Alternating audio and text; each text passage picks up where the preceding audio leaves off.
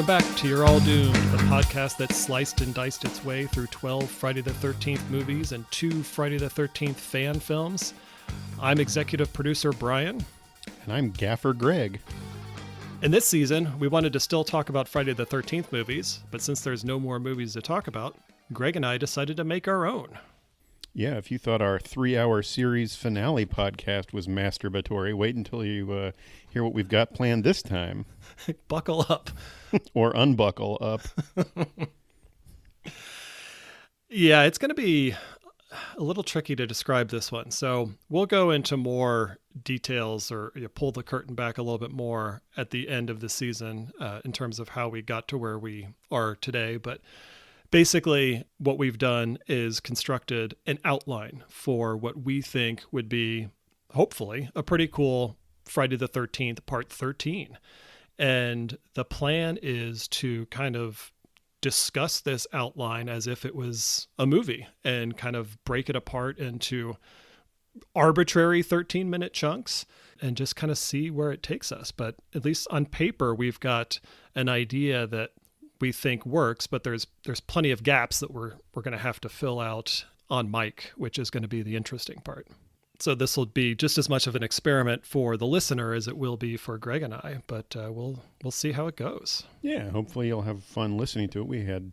We had fun putting it together, and I think we're going to have fun making this up as we go. And if you don't have fun, I'd like to remind you that this podcast is completely free. So, as with any Friday the 13th movie, the very first thing you see is a studio logo. Brian, what do you think? What do you envision as the studio producing this imaginary movie? For me, I think it has to be a Blumhouse Pictures film. I think they're kind of the current kind of course blazers in terms of horror films right now. They've come out with some really great material in the last, at least 5-10 years. I think I've even seen Jason Blum from Blumhouse on social media talking about how he'd love to get his hands on the Friday the 13th property. So if and when that were to ever to happen, I think it'd be really cool to see what they could do. Because even though that's not to say that the movies that they produce are low budget, but like the movies that they produce always look fantastic. And I think I would love to see what they would do with a Friday the 13th property. I'm inclined to agree. That was certainly my first thought as well. Part of me just wants to see the Paramount Mountain at the start of these movies again. And then I thought, well, fuck it. This is our movie. We're making it. So I decided I would nominate Paramount is the distributor in association with Fox Hollow Features, which is you and me. Oh, okay. So now we have our own production company. Right. We grew up on Fox Hollow and played in the woods there, and that's what made us love Friday the 13th. So I figured, fuck it. So as the incredibly elaborate and expensive-looking Fox Hollow Features logo fades to black, it fades back up to show the dark, choppy waters of Crystal Lake. It's morning, it's early morning, and it's a little bit foggy, and the lake looks dark and cold, but the camera begins moving over the waters towards the shore, and upon reaching the shore, travels over and comes to rest, showing us the very decayed-looking Camp Crystal Lake sign that has been scrawled over in red with Camp Blood. It's cracking and covered with mud and vegetation, and it's clearly been laying there for some time until it's unearthed by the shovel of an earth mover. Clearly there's a large construction project going on, and we see that there's a mostly finished model home that's been built. It doesn't have all the walls in place, but it's multi-storied and clearly going to be a large, impressive house. And we see that the rest of the camp has so far been mostly undisturbed. They're still old, kind of run-down cabins, but clearly what's happening here is this camp is going to be replaced by a large, expensive housing development. There's a press conference, kind of groundbreaking ceremony that's obviously about to get underway. There's a fairly good number of people milling around waiting for this to start. We see some local official looking people and some uniformed police officers and news vans and cameras and things like that, along with people from the town, obviously people from the surrounding area. Yeah, there's a couple of things I wanted to point out here. So the idea of the decrepit Camp Crystal Lake sign being dug up is really cool, because I like to think that it was probably tossed out into the lake at some point years and years ago, and then over time it has like gradually made its way to the shore, but it was just still buried under kind of like some just shallow dirt, and then it was uncovered by this digger. So that's kind of cool. It's like literally undigging history. Yeah, I almost felt like maybe the sign had been thrown in at a fairly shallow depth, and that the lake has receded over the years. Oh, I like that. Due to, global warming or whatever, but it's almost like the lake is losing its power. I like that a lot. In fact, actually, there was a story that I just read like within the last week about some lake. I think it was in California, where they found a barrel, and inside the barrel was a body that it was like, they think it was a mobster that was killed like 40 years ago. Oh, shit. And yeah, he had like a gunshot wound, and he was wearing clothes that you could find at like Kmart back in the early 70s. Wow. And it was tossed into the lake at some point, and then over time there's just been so many droughts and the water's receded that it's now just it's visible on the surface. And so they pulled it out, and they found all this gross stuff inside Holy the barrel. shit, treasure trove of horror. Yeah. The other thing I liked was the dichotomy of the old classic Camp Crystal Lake campgrounds that we're used to seeing, and this model home that's just kind of like stuck in the middle. It definitely stands out like a sore thumb, and it just shows that like they're just getting ready to like obliterate the past and just cover it over with something new and fancy, which is probably not going to bode very well. Yeah, I mean, I guess it's kind of like what they maybe wanted to do when they renamed the town Forest Green for a brief period, but this is much more comprehensive. This is really covering over the past. So the groundbreaking ceremony press conference begins, and we see a very nice-looking, obviously wealthy man step up to the microphone. We're going to call this guy Delaplane. That was a name that you came up with when we were discussing this character in reference to the movie Action Jackson. And I think we ought to just stay with that, because I kind of love it. And because Action Jackson's one of the greatest motion pictures ever. Well, yeah, absolutely. But I mean, at this point, like I'm going to keep calling him Delaplane mentally, so we may as well just call him Delaplane. That's fine. And, he's clearly this big shot developer. I almost picture like a banner behind him proclaiming it to be like the Delaplane Industries Construction Consortium, or DIC, is, proud to present the revamped Crystal Lake Estates or something. Standing behind him and, slightly to his left is the local head of this project, the guy who's going to be the boots on the ground overseer of this development, whereas Delaplane is going to be the big shot with the money, making the big decisions. We've called him John Burrow. I sort of envision him as a gentle-looking man, perhaps a little bit cowering, not to a cartoonish level, but he obviously defers to the charismatic outgoingness of Delaplane. After welcoming the crowd to the groundbreaking ceremony, Delaplane instructs everyone to shift their attention slightly behind him, often to one of the cabins that has, obviously been in this area for decades at this point. And we see a bulldozer fire up and just level the shit out of this cabin. The crowd cheers. It's a big moment. The sight of the big bulldozer driving over the ground and then leveling the cabin reminded me a bit of that scene in T2 where you see the futuristic transports kind of rolling over the human skulls and setting a very foreboding tone. Yeah, shit's not going to go good. After this show-stopping moment, Delaplane reveals to the crowd that he's purchased this large plot of land for a fairly cheap amount of money and intends to remove all traces of the former campground. He's going to bulldoze all of the buildings and remove all the facilities and basically turn it into a really high-end, fancy, rich person development, possibly even to a resort level on the lakefront. So it's going to be a pretty elaborate process to turn this area around. Did any of the movies beyond the first Friday the 13th establish who the owners of the camp were? Because like in the first one, it was the Christies, right? Right. But then after that, like there was never any like mention of it. And not that they necessarily needed to, but it just, this kind of event had me wondering like, well, who sold the camp, or did like the rights to the ownership lapse because they died, or, you know, like what happened there? Yeah, I mean, I sort of got the idea. They never did it explicitly. No, I sort of got the idea that after the Christies, after Steve Christie died, that it lay abandoned, and probably even repossessed by the bank until part 6, when, whether Darren and Lisbeth owned the camp or were merely running it for, some other owner. Then the camp was operating again.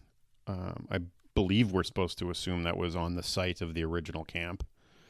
And then, maybe after that all happened, again, you get into the geographic discrepancies of part 7 and like whether Tina's house was across the lake or whatever. But I would just assume that like, after all the bad things that happened here twice, or, at least twice, that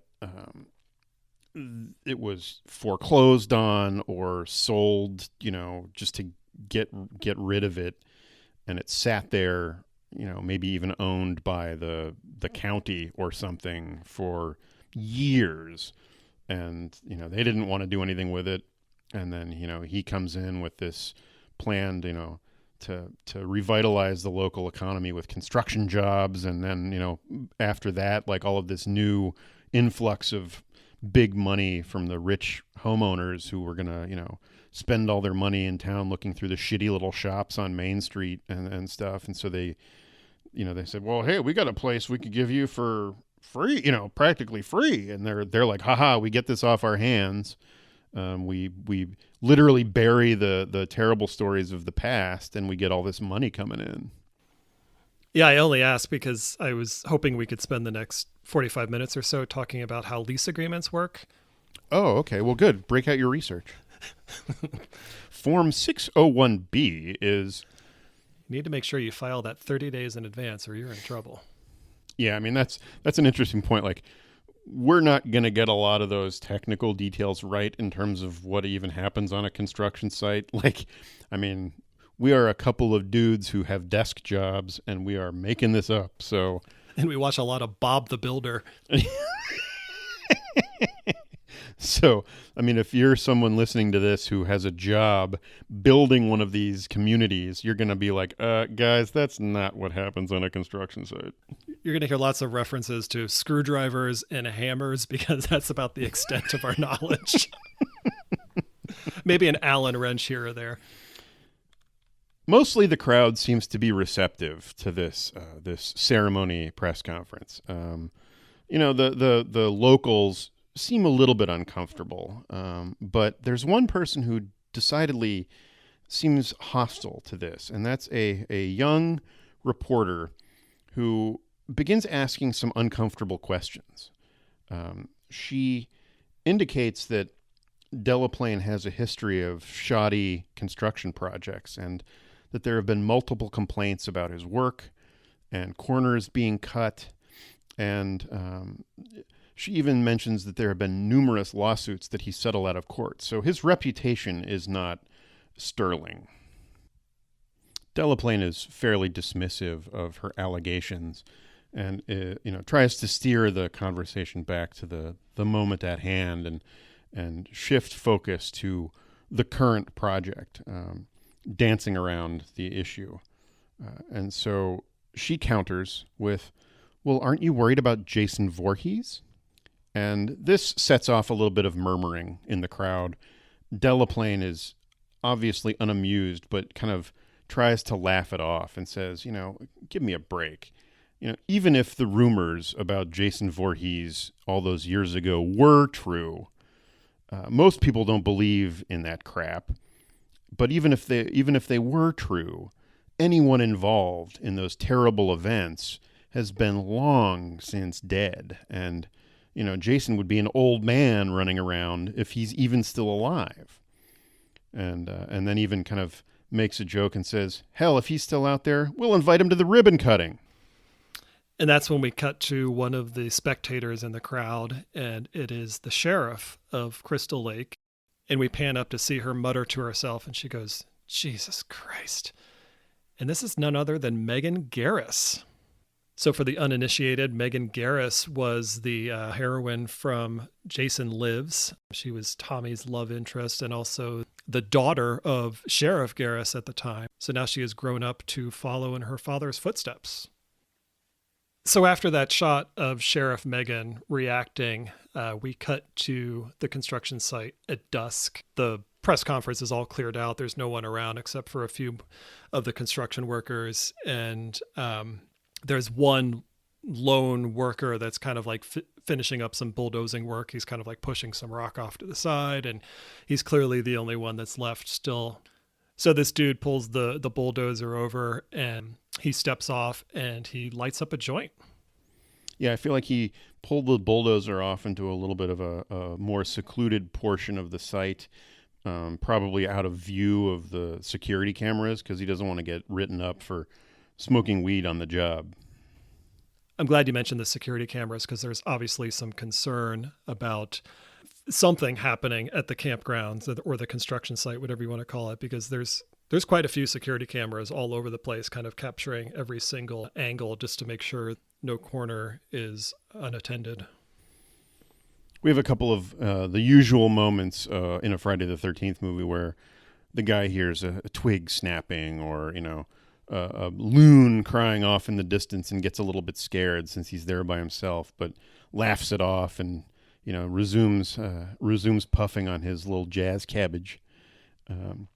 When he is grabbed from behind and thrown to the ground so hard that his head hits one of the nearby rocks that he's just pushed up from the project, and instantly he's killed, and blood and brains splatters all over the rocks, and it doesn't look like a murder. It almost looks like an accident on the job site. Right, like almost like he could have taken a bad step off of the bulldozer and just landed headfirst on the rocks. It's very kind of unclear what happened. Well, I mean, like it's ambiguous enough that no one really knows what could have happened, but it's easily dismissed as an accident. Yeah, I mean, anyone seeing the joint laying on the ground will assume that, in his altered mental state, he, somehow misstepped and slipped, and it was a terrible accident. This particular construction dude is played by Aaron Paul from Breaking Bad. So that's what happens when you break bad. You get your head broken on a rock. We're really bringing out the A-list for this movie. Oh, because it's Aaron. The camera lingers on the dead body and the gore covering the rock, and we smash cut to a very distraught-looking woman bursting through the doors of the sheriff's office the next morning. She makes a beeline for Sheriff Megan, almost in tears, and declares that her husband has not come home from his job at the construction site. And here it is the next morning, and he still hasn't been home, and she's worried that he's either, gotten into trouble at the bar after his shift ended, or is maybe in the county jail, and just needs Megan to figure out what's going on. She kind of reminds me of that lady in Jaws 3 who tells everyone that Shelby Overman has gone missing. You mean exactly like that woman in Jaws 3? Yeah, I mean, we'll have some references to Jaws 3 this season. Just wait to our wholly original water skiing extravaganza scene. Then we head back to the campground/construction site, and it's early morning, and so things are just barely getting underway, and Sheriff Megan finds one of the construction foremen and tells him that she needs to have a look around because someone's missing. And they're still, like, all the construction guys are still getting set up for the day. And so they're not entirely aware that anything could be missing or amiss. So they're like, yeah, whatever, just go ahead and walk around. Yeah, they seem to know Megan and be comfortable with her. So she kind of has the run of the place. The wife of the missing construction worker is waiting in the police car while Megan decides to just kind of wander around and see if anything looks funny. And it doesn't take her very long to realize that there's kind of a bulldozer tucked into the woods a little bit off to the side. And I don't know why the construction workers wouldn't have noticed this, but maybe they just figured a guy was taking a leak in the woods or something. And so they didn't make a big deal out of it. But Megan decides to go over there and take a closer look. And that's when she discovers the body of the construction worker. And unfortunately for Sheriff Garris, who I'll begin calling her that, I wanted to call her Sheriff Megan a couple times first so that we weren't getting confused that she was her mustachioed father. But in deference to her skills and legal standing, we'll call her Sheriff Garris. Unfortunately for her, the distraught wife, upon seeing Megan walk off into that direction, got out of the car and has followed behind closely. Comes up behind Megan and sees her the head crushed dead body of her husband and absolutely flips out. So apparently the cop cars in Crystal Lake, the back doors don't lock if you're. Oh, good point.